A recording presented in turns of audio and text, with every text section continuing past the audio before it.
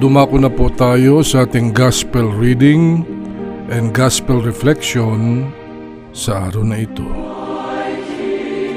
Ang sulat ni Pablo sa mga taga-Roma, Kabanata 5, talata 6 hanggang 9. Hallelujah.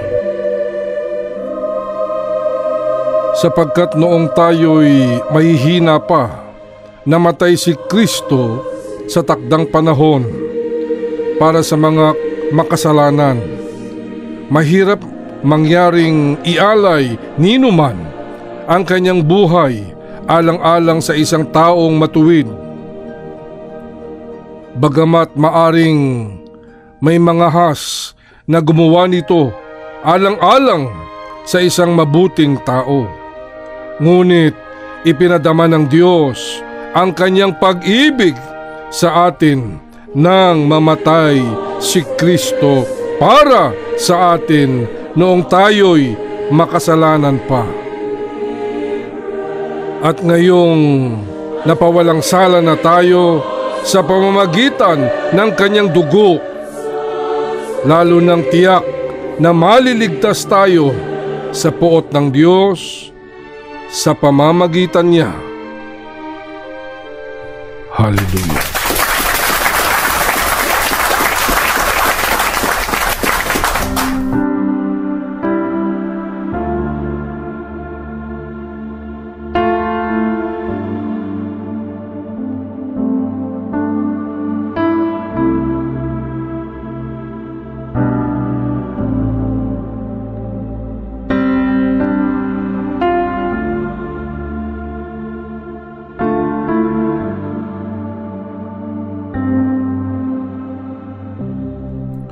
Ngunit ipinadama ng Diyos ang kanyang pag-ibig sa atin nang mamatay si Kristo para sa atin noong tayo'y makasalanan pa.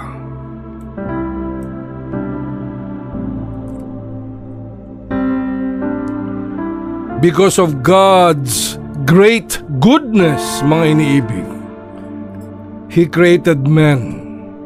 He created us. He created the whole of humanity in different races. And He did not demand so much from us.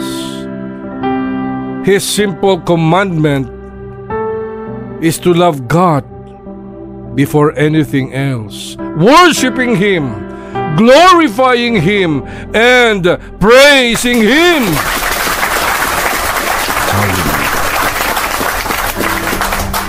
Because it is only through the act of worship that we develop a special relationship with God, with Jesus Christ.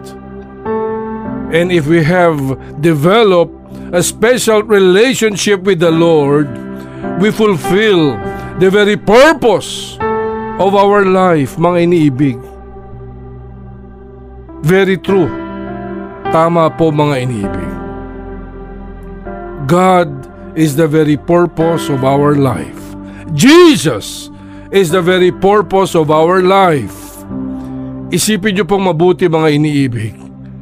What is the purpose of our life without Jesus Christ? What is the meaning of our life without Jesus?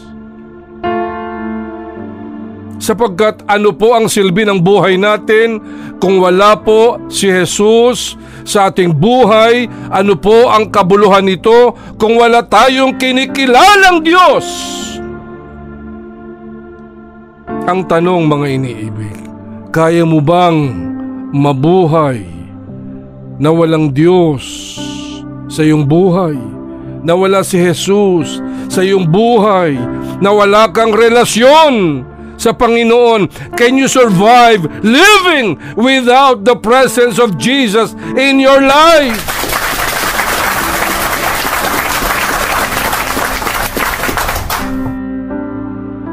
The loud answer, mga iniibig, your life is useless without Jesus Christ. It is totally empty It is totally dark.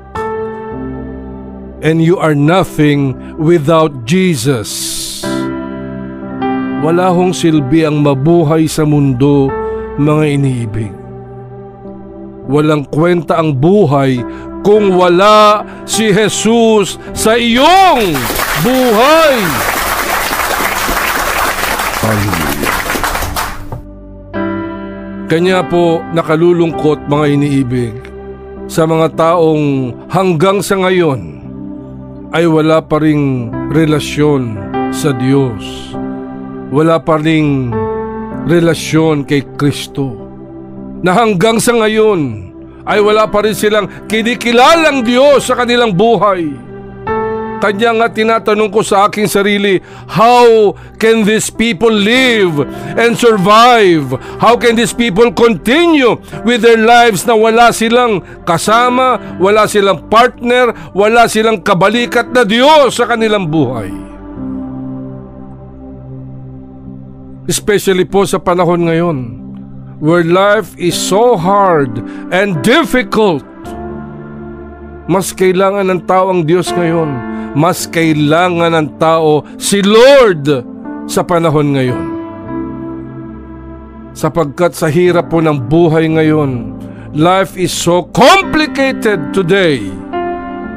Kanya kailangan may Diyos sa iyong buhay, na siya lamang ang iyong masasandalan, na siya lamang ang iyong makakapitan, na siya lamang ang magbibigay ng lakas at katatagan para magpatuloy ka sa iyong buhay. Sapagkat kung wala si Jesus iniibig, hindi mo kakayanin ang lahat. Matutumba ka, susuko ka, wala kang katahimikan, binabalot ka ng takot araw-araw. At walang pag-asang darating sa iyong buhay. Kanya, let us face this universal truth. Let us face this tremendous reality of life. The truth that you cannot fulfill the meaning of your life. You cannot attain the very purpose of your life without the presence of Jesus Christ in your everyday life, mga iniibig.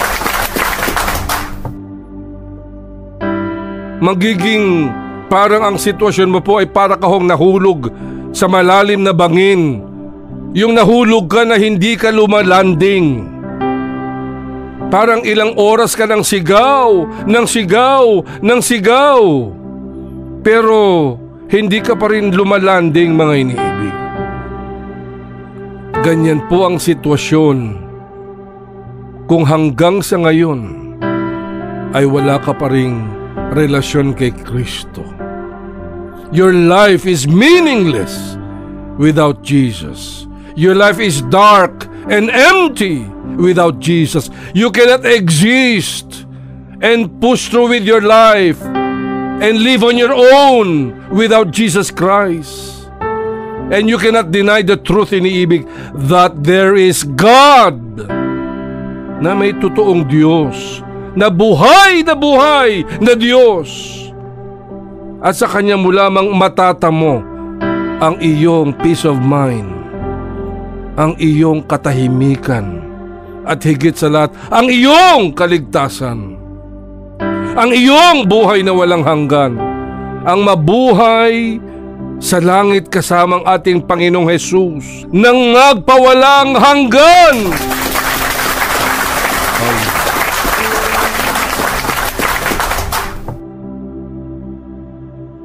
Kanya po, kayo pong nanlamig na sa Diyos. Kayo pong mga tumalikod na kay Jesus. Kayo pong hindi na naniniwala sa Kanya. Marami pong ganyan, mga iniibig, sa panahon ngayon. Nabubuhay nang wala ng relasyon sa Diyos. Hindi na ho sila nananalangin. Hindi na ho sila nakakaalala sa Diyos. Nakalimutan na nila ang Diyos sa kanilang buhay, and yet they expect blessings upon blessings in their life. Paano ho mangyayari na ikaw ay pagpapalain ng Diyos, hindi mo nga siya naalala? Kanya, gayon din po sa mga taong nawalan na ng pag-asa sa buhay. This is the very moment, mga iniibig. Our gospel reading is telling us, ganun na lamang kadakila ang pag-ibig ng Diyos sa ating lahat. Kanya tayong lahat ay Kanyang iniligtas mula sa kapahamakan. Again, kayo pong nawalan na ng pag-asa sa buhay. Kayo pong hindi na kumikilala sa ating Panginoong Hesukristo. Ibalik mo na ang iyong relasyon sa Kanya. Ibalik mo na ang iyong pananalig sa Kanya, ang iyong pananampalataya sa Diyos. Have you forgotten, mga iniibig? God has created you because of His great goodness, of His great love. And here you are, dahil lamang sa mga mabibigat na problema mo at hilahil, ay sumuko ka na, tinalikuran mo na ang Diyos, and you have been surrendering your faith. Wag ho, mga iniibig. Sa ganong pagkakataon lamang, kanya't iniwan mo na ang Diyos. Wag, iniibig. Wag kang susuko. Wag kang aatras. Sapagkat ang pagsubok ay bahagi po yan ng ating buhay. Ngunit ang mga pagsubok, ito po ay nasusolusyonan, nabibigyan po ng kaparaanan. Hindi po forever ang trials, iniibig. Pero ang pagpapala ng Diyos, tuloy, tuloy, tuloy, tuloy, tuloy po yan, mga iniibig. Kanya lumingon po tayo, mga iniibig, sa Panginoon. Lumingon ka. Bagamat ang Diyos Ama ay perpekto, that He is in the state of perfection, in the state of full divinity, that He is almighty, but because of His great, great, unquestionable love for us, nilikha niya tayong lahat. At iniligtas din niya tayong lahat, bagamat sa ating mga pagkakasala mula sa ating mga unang mga magulang. Kanya isukli din natin ang dakilang pag-ibig ng Diyos sa ating lahat. At sa bawat araw-araw na tayo po ay nabubuhay, let us offer ourselves to Him.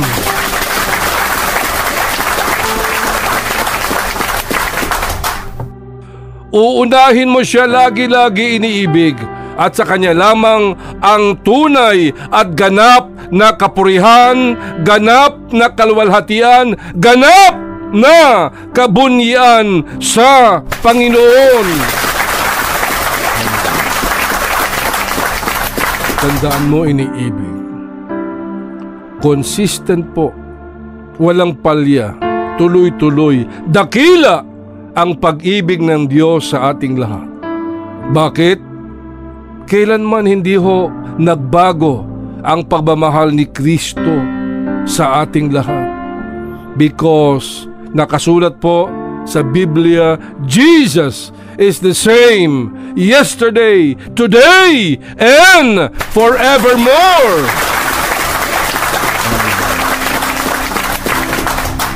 Kanya po, kayo pong nagsasabing lumayo ang Diyos sa inyo, isa pong malaking kasinungalingan po yan, mga iniibig.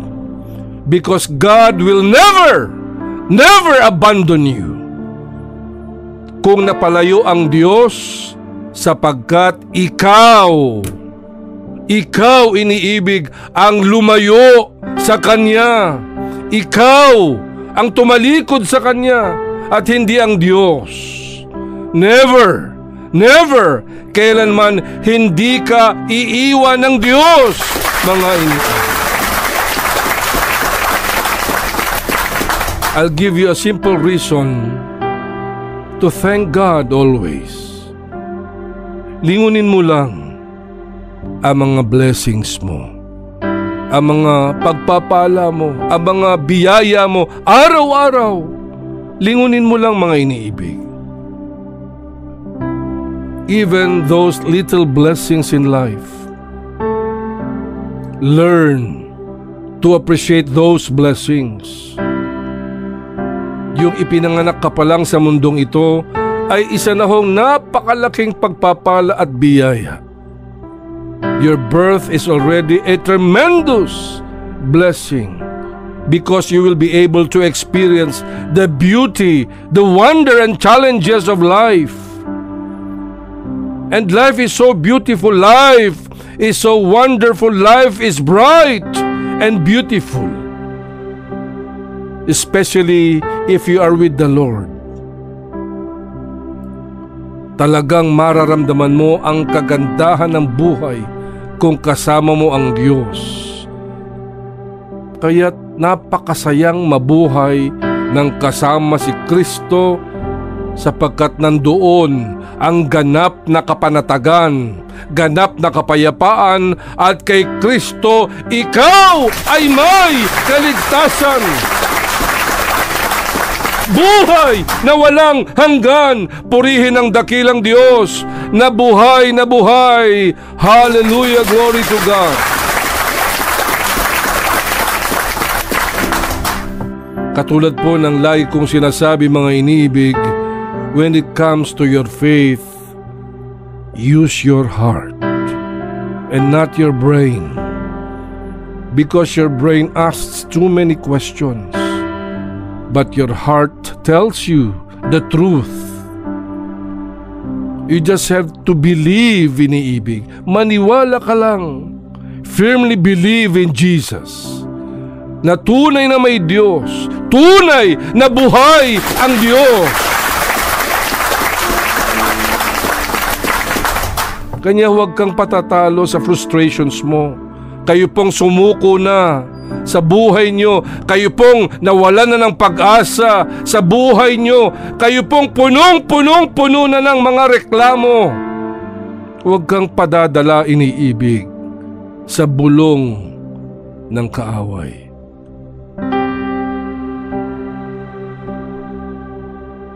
Another happy life secret, mga iniibig. Ito ho, maraming hindi nakakaalam. Bishop, paano ho bang magkaroon ng ganap na kaligayahan? My answer is simple. Let Jesus Christ have control over you. Yun lamang po. Magpasakop ka sa Diyos. Huwag mong pipigilan. Hayaan mo siyang pumasok sa puso mo. Magpasakop ka sa Kanya. The key, mga iniibig, is submission, submission, submission to Jesus Christ. Hallelujah. Kanya kayo pong nanabang na sa Diyos. Kayo pong wala ng relasyon kay Kristo. Kayo pong pinutol nyo na ang iyong relasyon sa ating Panginoong Jesus. God is talking to you right now. Hindi po ito nagkataon lamang. Kinakausap ka ng Diyos ngayon. Bumalik ka na sa Kanya. Bumalik ka na sa grasya ng Diyos. Yung mga sama ng loob mo, yung mga hinanakit mo, yung mga galit mo, itapon mo na yan. Itapon mo na mga basurang yan, iniibig. Mapapahamak ka lang diyan. Wala kang mapapala dyan, iniibig. Again, life has no meaning without Jesus Christ. Your existence has no meaning without Jesus Christ. And the fulfillment of your life, the meaning of your life, the purpose of your life can only be achieved if Jesus Christ becomes your personal Lord and your Savior, and if you make Him your everyday partner in your life, mga iniibig. And if you do this, your life will become complete. Your life is fulfilled. Ano pang hahanapin mo? Kasama mo na ang Panginoong Hesukristo. Kasama mo na ang Diyos. Kasama mo na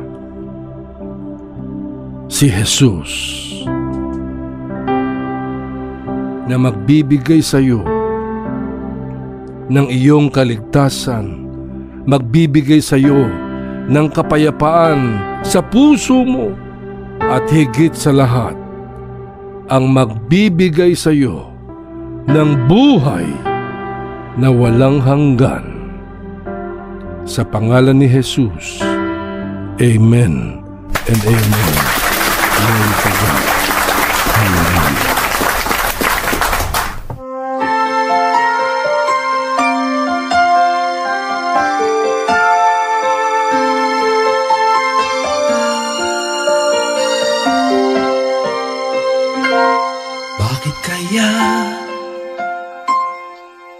Bakit ka ba naghihintay?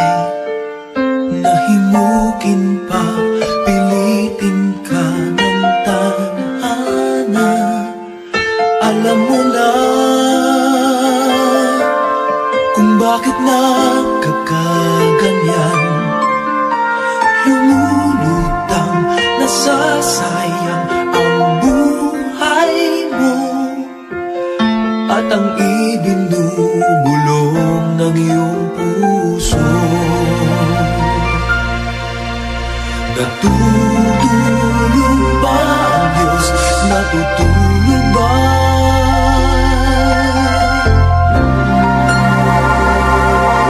At ikaw ay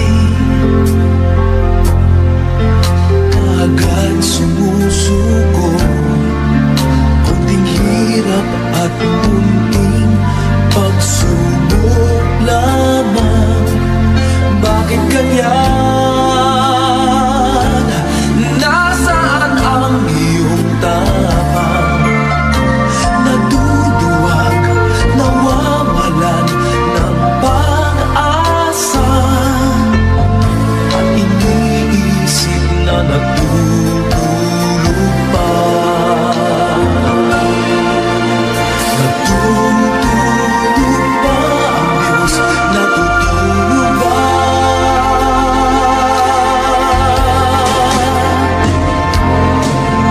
Sikapin mo, pilitin mo, tibayan ang iyong puso.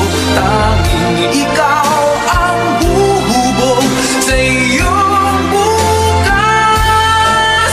Huwag mo sanang akalain natutulog pa ang Diyos.